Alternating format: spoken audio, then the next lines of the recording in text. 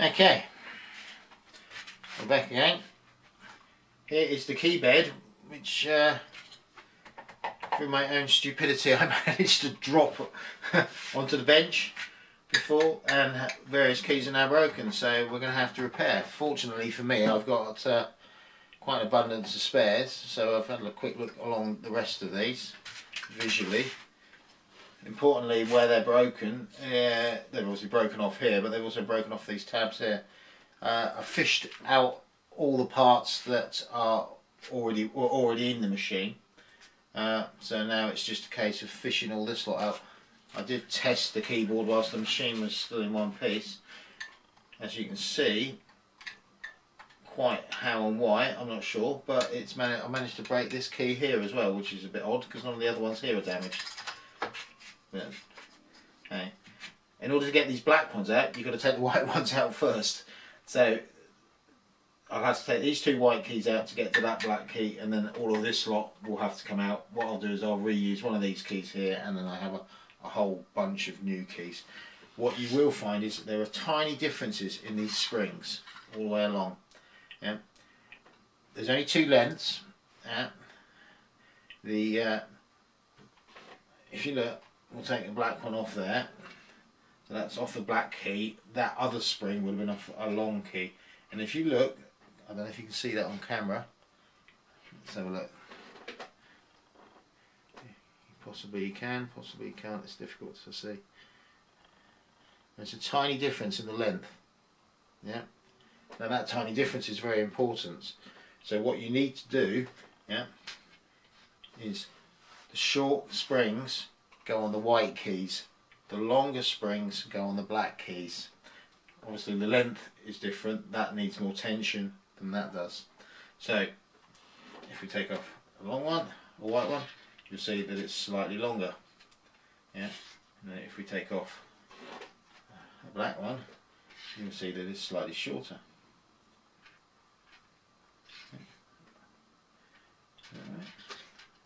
Oh no.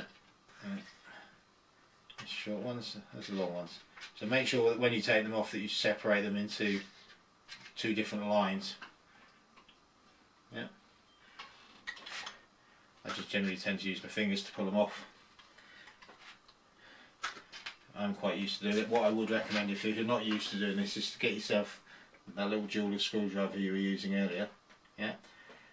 In general they'll come off fairly easily if you just grip them. Yeah, but putting them back on, it's a lot easier to use it's a lot easier to use the jeweler's screwdriver to do it. So let's have these off anyway first. So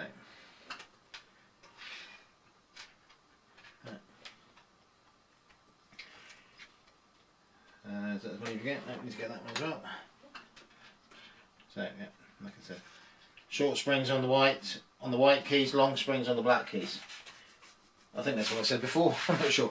But just to be clear, long springs on the white keys. Is that right? No, short springs on the white keys, short springs on the white keys, long springs on the black keys. Yeah, sorry, getting myself confused there. And we can show that because we've got 1, 2, 3, 4, 5 short ones. 1, 2, 3, 4, 5 short ones missing on the white keys. Yeah, 1, 2, 3, 4. 1, 2, 3, 4 long springs on the black keys. Okay. Now, in order to get these off, normally what you will find, I believe this one's already been removed, somebody's already had a go at this, is on here, along the back here, there's a plastic strip which has been glued on using some double-sided tape, and that stops these things from moving back this way. It's plainly obvious when you look at them. They're missing here, so not a lot I can do about that. Can't show you that. So in order to get them off, what you do is you take that plastic strip off. You can then pull the key towards you, yeah, like that, and lift, and it will come out. Simple as that. Yeah. Remember, you've got to take all the white keys out first. Yeah. One more for luck, which I've missed. there, which is a short one. Yeah. So on the end there, you can see that it's got a little notch which connects into the metalwork in here, like so. Broken. Yeah.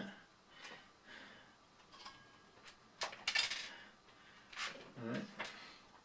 Little notch there, which connects into the metal piece here.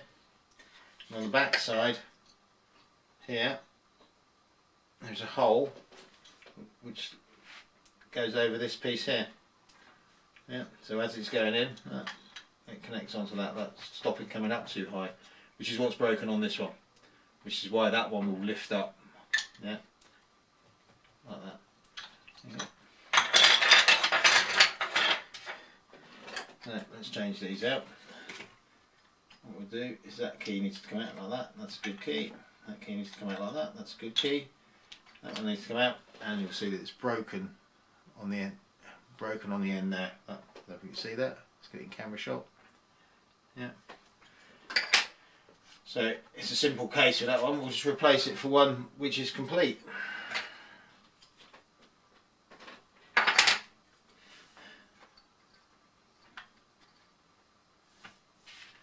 And that just goes in like that.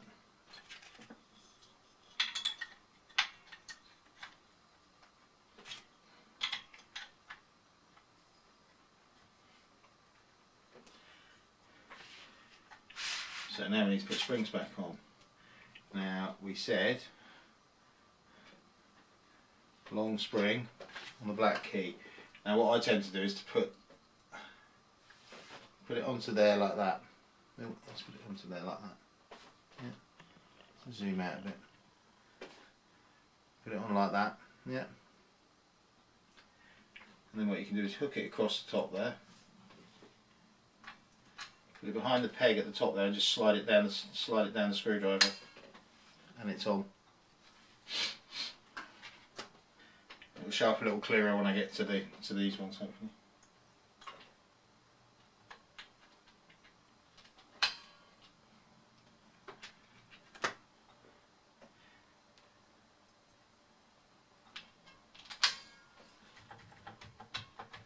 There you go. Action back. So under here, let's try and put this back something. We will find a membrane and hold it back. So under there, you find all of these. Now behind these, let's lift this one up. I don't know if that's no. Where is that one? That's the nearest. No. Ah, here we go.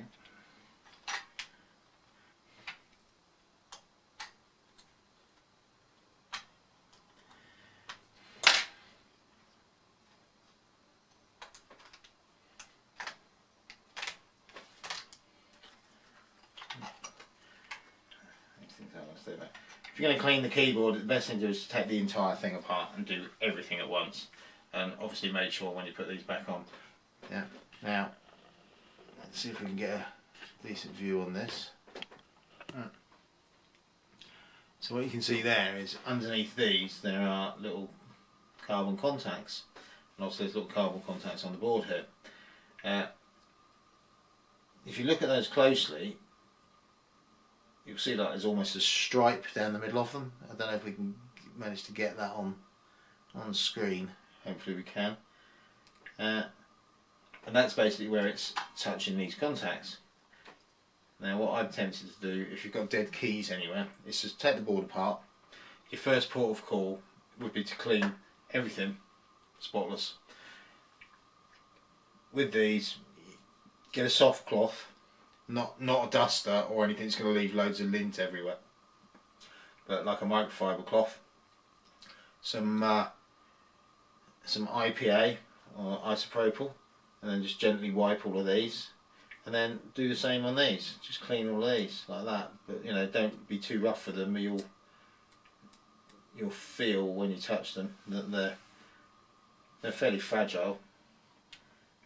They're on there, but if you were too brutal with them, you would pull them off basically. Yeah.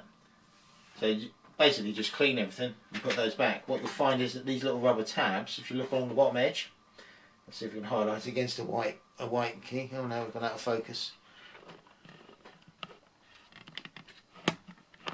Little bugger.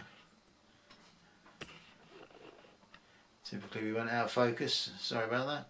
So like I say, what I'd be tempted to do is you take it apart and you clean all these contacts along here with a soft cloth and some isopropyl, and do the same for all of these on the bottom. When you reassemble it, you'll find that these, put them back in the same places they came off, but along the bottom there's notches here. I don't know if you can highlight that against the white key. Yeah, those notches need to come closest to you. Yeah, not the other way up. And what you'll find is if you get them the wrong way up, they won't go in. To put them back on, take your little tiny screwdriver again. Let's try and get that in shot. On the big ones, on the larger holes, put it down the hole and just wriggle slowly, and it will pop down, like so. Yeah.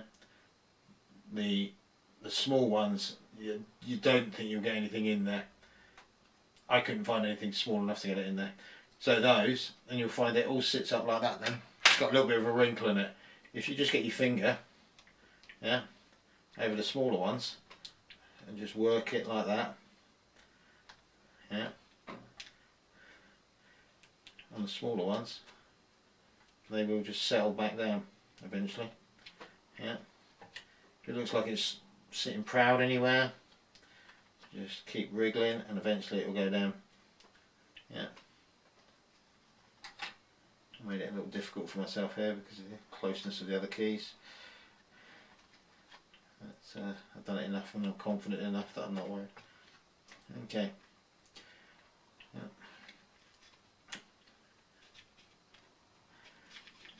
So, what you want to do is try and get that sitting as flat as you can onto that circuit board.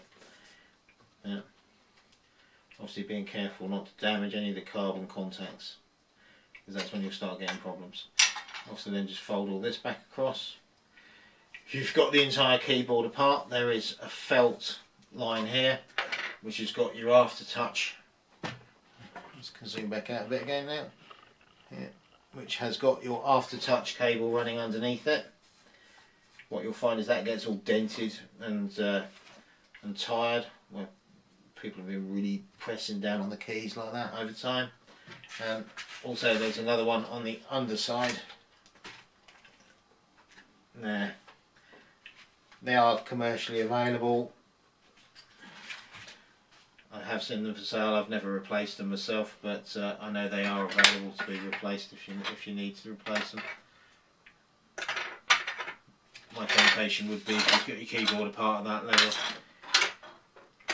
What I tend to do with keys, no, broken ones are broken ones. If your keys are filthy and everything's filthy underneath and all the sides of them are dirty and it's all, you know, like looking pretty awful, what I do is I take all of these off and I put them in an onion bag.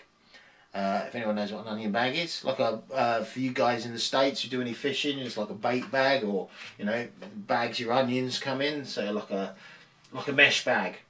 You know, with the mesh that's small enough that these keys won't fall through it. Then all I do is I simply put them in the dishwasher on a low temperature wash. Does the job perfectly. Chuck them in the sink, give them a rinse, dry them off, job done.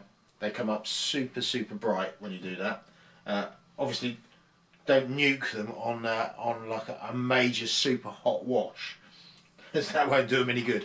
But just keep the temperature low and you'll be fine. Okay, let's put some get some new keys.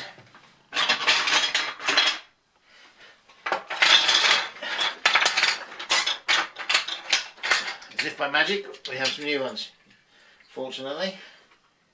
So we need to go 1, 2, which is going to be a white, and then that bad boy will go in there. One space, another black one.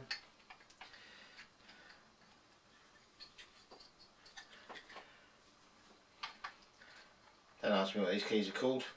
I don't claim to be a musician, but I do claim to be a technician.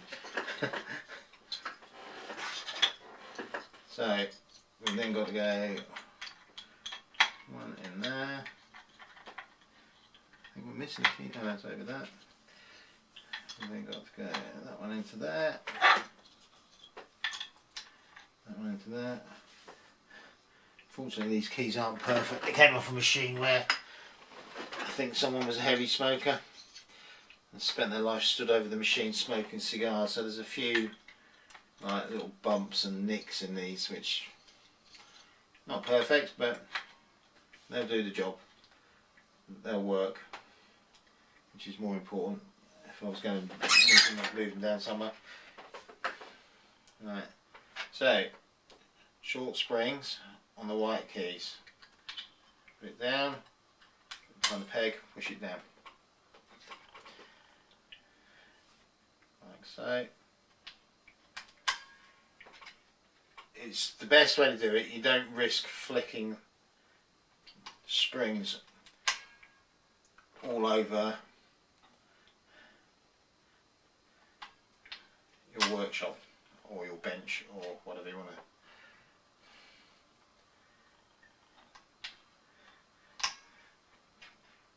It's just a nice controlled way of doing it.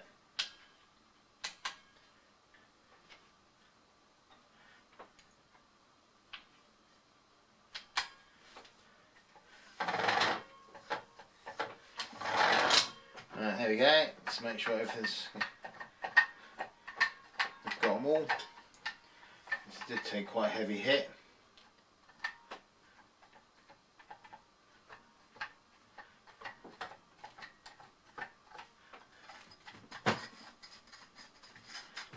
Okay, I think we're good. So that's one good one. That can go to one side. That's good for something. These other ones, I'm afraid, are going to have to go be recycled and hopefully be made into some other keyboards somewhere.